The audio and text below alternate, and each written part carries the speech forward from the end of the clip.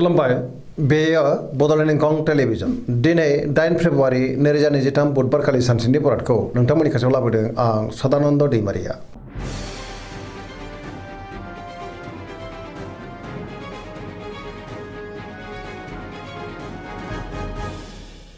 सिगां फरायनो लादों मेष राशि गिबि हांखो अ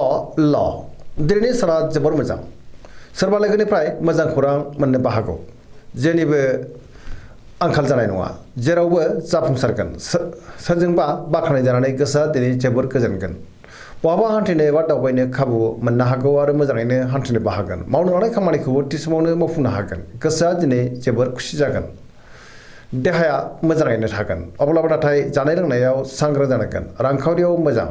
गोबां धोन आरजिनोबो हागोन बेफार फालांगियावबो दिनै जोबोर मोजां मुलाम्फा मोननो हागौ सोरबा लोगोनिफ्राय थोजासे हेफाजाब मोनगोन नखराव बिसि फिसायनि गेजेराव अननानै फैगोन गुबुननि गोसोखौ दिनै गोरलैयैनो बोनोबो हागोन गोसोनि बोलोआ बांनो हागौ समाजाव बयजोंबो मान होजागोन सेंग्रा सिख्लाफ्रा जोबोर रमान्टिक जागोन आरो गोसोनि साननायखौ फोरमायलायनोबो हागोन बहानिफ्रायबा मोजां खौरां मोननोबो हागौ पजिटिभ एनार्जिनि गोहोम गोग्लैगोन।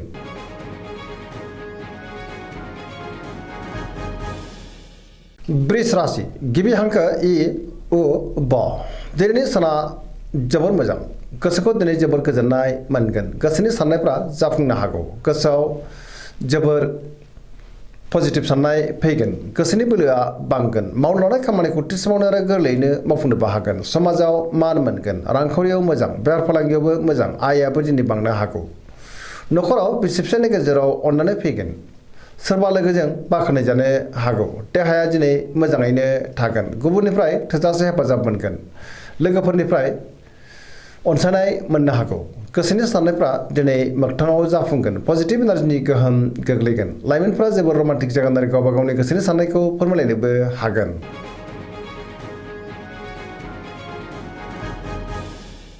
मिथुन राशि गिबि हांखो क स दिनैनि साना मोजां आरो गाज्रिनि गेजेरजों बाबेनलांनो हागौ गोसोआव नेगेटिभ साननाय फैगोन नेगेटिभ एनार्जिनि गोहोमबो गोग्लैनो हागौ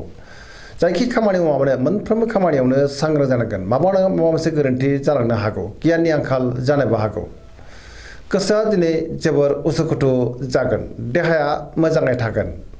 अब्लाबो नाथाय जानाय लोंनायाव सांग्रां जानांगोन रांखावरियाव मोजां बेफार फालांगियावबो मोजां होनजायो नखराव बिसि फिसायनि गेजेराव अननानै फैगोन बिदा फंबायजों मोजां सोमोन्दो थागोन गुबुननिफ्राय हेफाजाब मोननो हागौ सोरबा लोगोनि हेफाजाबखौ मोननो हागोन सोरजोंबा रायखोमा जानोबो हागौ सांग्रां जानाया गाहाम गुबुनजों मोजां सोमोन्दो लाखिनो गोब्राबबो जागोन लाइमोनफोरनि गोसोआ जोबोर आला खाला जानो हागौ।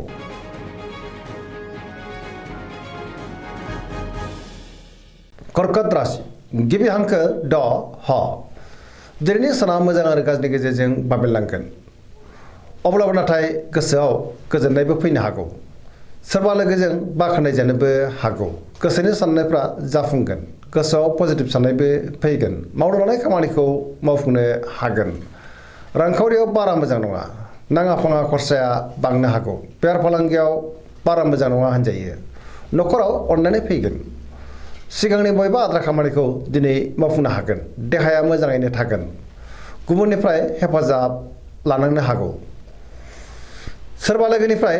हरखाबै मोजां खौरांबो मोननो हागौ फरायसाफ्रा दिनै फरायनायाव गोसो दुंखांगोन आरो मोजां फिथाइ मोनगोन लाइमोनफ्रा जोबोर आला खाला जागोन।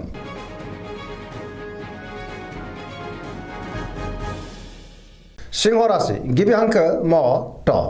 दिनैनि साना बारा मोजां नङा गोसोआ दिनै जोबोर गुलाय गुजाय जागोन गोसोआव नेगेटिभ साननायबो फैनो हागौ मावनो लानाय खामानिखौ मावफुंनायाव माबा नङा माबा मोनसे गोरोन्थि जालांनो हागौ सोरबा लोगोनिफ्राय हेफाजाब लानांगोन समाजाव लोगो लेवानि आंखालबो जानो हागौ बहाबा हान्थियोब्ला दिनै लामा सामायाव सांग्रां जानांगोन रांखावरियाव मोजां अब्लाबो नाथाय खरसायाबो बांगोन बेफार फालांगियाव मोजां होनजायो गोसोनि साननायखौ दिनै गुबुननो फोरमायनो हागोन नखराव बिसि फिसायनि गेजेराव अननानै फैगोन समाजाव मान मोननो हागोन देहाया दिनै बारा मोजां थानाय नङा जानाय लोंनायाव सांग्रां जानांगोन गोबां रोखोमनि देहायारि जेंनाजों मोगा मोगि जानांनोबो हागौ गुबुननि थाखाय नाङा फाङा जेंनायाव गोग्लैनांनोबो हागौ गोसोआ दिनै जोबोर आला खाला जागोन।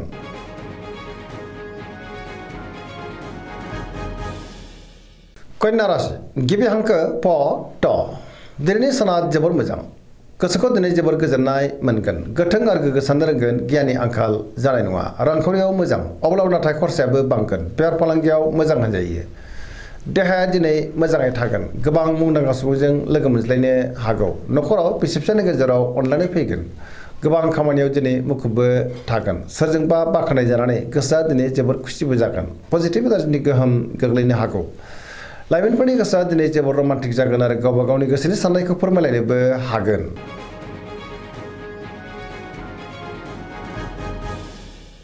तुला राशि गिबि हांखो र ट दिनैनि साना मोजां आरो गाज्रिनि गेजेरजों बाबेनलांनो हागौ गोबां रोखोमनि जेंनाजों मोगा मोगि जानांनोबो हागौ गियाननिबो आंखाल जानो हागौ गोसोनि बोलोआ लोरबां जानोबो हागौ गोसोआव गोनो गोथो साननाय फैगोन देबोर नांनोबो हागौ साननायफोरा मावनो लानाय खामानिखौ मावफुंनायाव माबा नङा माबा मोनसे गोरोन्थि जालांनो हागौ देहाया दिनै बारा मोजां थानाय नङा गगा बायदिसिनाजों खस्थ' मोननांनो हागौ रांखावरियाव मोजां मोननो गोनांखौ दिनै मोननो हागोन बेफार फालांगियाव मोजां होनजायो समाजाव मान मोननो हागोन गुबुननि गोसोखौ बोनो गोब्राब जागोन सोरबा लोगोनिफ्राय हेफाजाबखौ मोननोबो हागौ गोदान खामानियाव दिनै आखाइ होजेननो हानाय नङा गोसोआ दिनै जोबोर आला खालाबो जानो हागौ नेगेटिभ एनार्जिनि गोहोम गोग्लैगोन सांग्रां जानाया गाहाम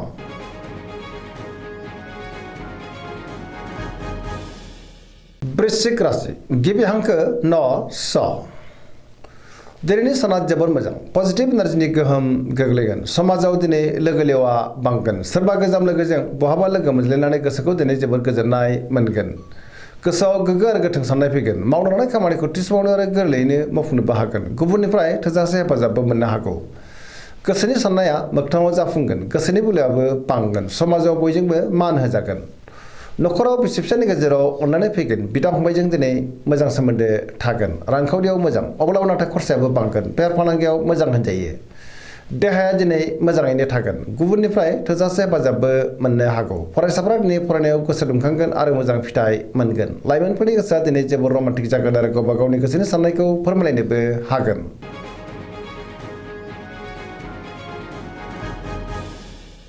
धनु राशि गिबि हांखो ध फ भ दिनैनि साना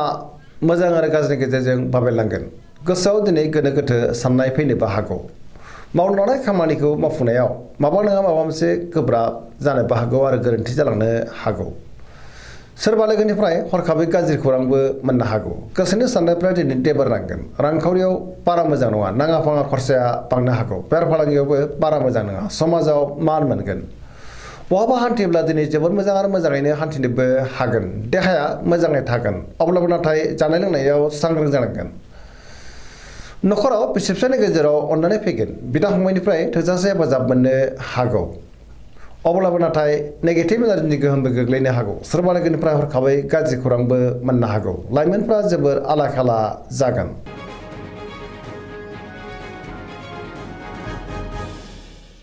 मकर राशि गिबि हांखो ख ज दिनैनि साना जोबोर मोजां गोसोनि साननाया मोगथाङाव जाफुंगोन मावनो लानाय खामानिखौ थि समावनो आरो गोरलैयैनो मावफुंनोबो हागोन रांखावरियाव जोबोर मोजां अब्लाबो नाथाय खरसायाबो बांनो हागौ मोननो गोनांखौ दिनै मोननो हागोन बेफार फालांगियाव मोजां होनजायो गोबां मुंदांखा सुबुंजों दिनै लोगो मोनज्लायनोबो हागौ गुबुनजों मोजां सोमोन्दो लाखिनोबो रोंगोन मोनफ्रोमबो खामानिखौ मावफुंनायाव माबा नङा माबा मोनसे गोरोन्थिबो जालांनो हागौ अब्लाबो नाथाय गिनांगौ गैया गोदान खामानिखौ आखाइ होजेननोबो हागोन न'खराव अननानै फैगोन बिदा फंबायनिफ्राय हेफाजाबबो मोननो हागौ सेंग्रा सिख्लाफोरनि गोसोआ दिनै जोबोर रमान्टिक जागोन आरो गोसोनि साननायखौ फोरमायलायनोबो हागोन फरायसाफ्रा दिनै फरायनायाव गोसो दुंखांगोन आरो मोजां फिथाइ मोनगोन पजिटिभ एनार्जिनि गोहोम गोग्लैगोन धोरोमारि बिथिङावबो गोसो दुंखांनो हागौ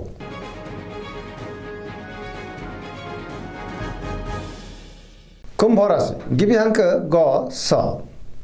दिनैनि साना जोबोर मोजां गोसोखौ दिनै जोबोर गोजोननाय मोनगोन गोसोआव गोग्गो आरो गोथों साननाय फैगोन मावनो लानाय खामानिखौ थि समावनो आरो गोरलैयैनो मावफुंनोबो हागोन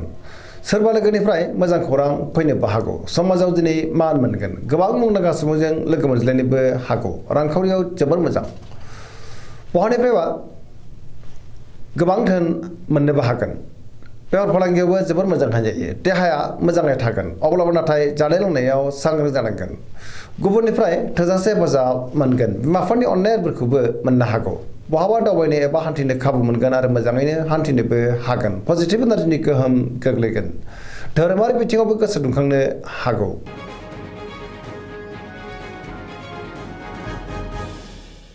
मीन राशि गिबि हांखो ड स